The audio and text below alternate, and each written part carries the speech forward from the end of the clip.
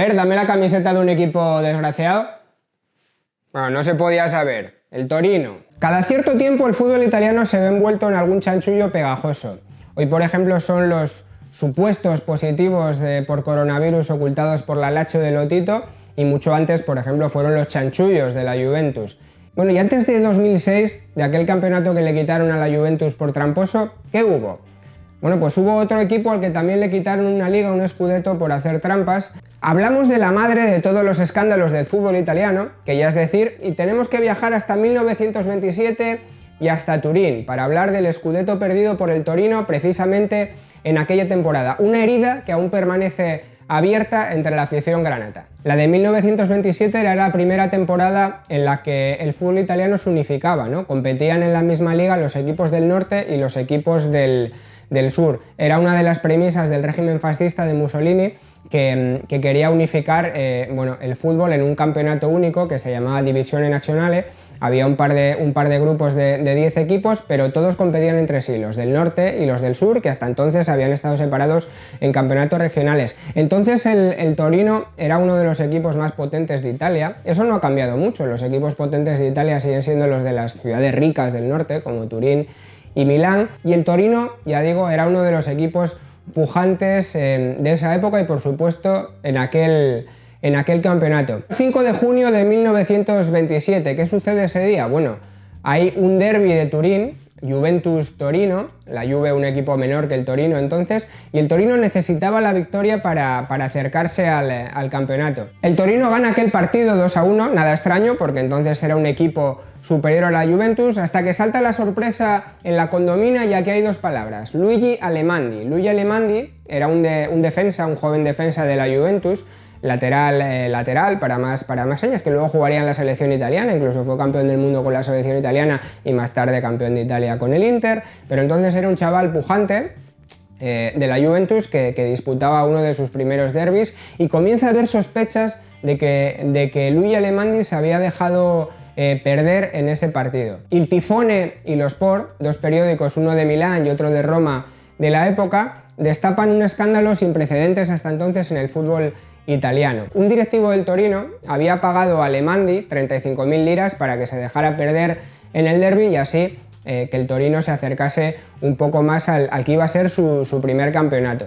Para sostener esta acusación, los periódicos se basan en el testimonio de un joven siciliano que compartía, y esto me encanta porque es fútbol de otra época, compartía pensión con Alemandi y con otros jugadores jóvenes del Torino, compartía pensión en Turín, y él había sido testigo de ese pasteleo, de ese amaño entre el directivo del Torino y de Alemandi.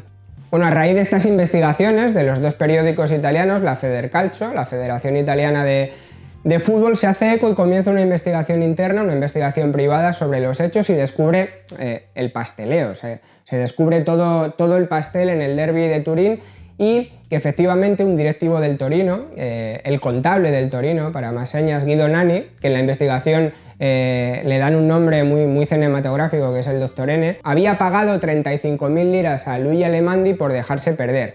¿Qué sucede? Que Alemandi realmente jugó bien aquel partido, y entonces el directivo del Torino, el Dr. N, se niega a pagarle toda la cantidad. Una vez se descubre esto, el castigo no tarda en llegar y además es durísimo. A toda la directiva del Torino, incluido por supuesto el Dr. N, les descalifican de por vida, y al Torino, lo que es más importante, le quitan aquel scudetto. Hasta aquí todo correcto, el sistema funciona y castiga al infractor, incluso en un país donde las leyes deportivas son tan elásticas como en Italia. Pero ¿qué sucede? El pasteleo llega cuando la Federación Italiana, la Federcalcio, decide dejar exento aquel scudetto. La temporada de 1927 deciden que no tenga campeón de liga. ¿Por qué? La razón hay que buscarla en la tabla. El segundo clasificado de aquel año había sido el Bolonia. ¿Por qué no ganó el Bolonia aquel scudetto? Si realmente estarían en su derecho, ¿no? Lo hemos visto muchísimas veces en deportes como el ciclismo, ¿no? Cuando descalifican a alguien por dopaje o alguna conducta antideportiva y queda campeón el rival que está inmediatamente posterior en la clasificación. La razón hay que buscarla en los despachos de la Federación Italiana de Fútbol, porque al mando estaba Leandro Arpinetti, que era un alto ministro fascista de la época, que, casualidades de la vida, era hincha acérrimo del Bolonia. De hecho, la Federación Italiana de Fútbol en aquel entonces no estaba en Roma, no estaba en Milán, no estaba en Turín, sino que estaba en Bolonia. Y Leandro Arpinetti, para evitar levantar sospechas sobre si por su condición de hincha del Bolonia le podría dar la liga o esa liga que estaba en el aire a su equipo, decide declararla exenta. Esa es una de las dudas que todavía hay sobre el Scudetto de 1927, ¿por qué no se le adjudicó al Bolonia? Y otra de las dudas es, realmente, ¿por qué no lo ganó el Torino? ¿Eran ciertas aquellas acusaciones de amaño? Todo esto en Italia se duda porque un año después tanto Luigi Alemandi como el resto de implicados del Torino fueron amnistiados. De hecho, Luigi Alemandi siguió su carrera con normalidad en los siguientes años, llegando a ganar el Scudetto con el Inter, equipo al que pasó después, y también el Mundial con la selección italiana.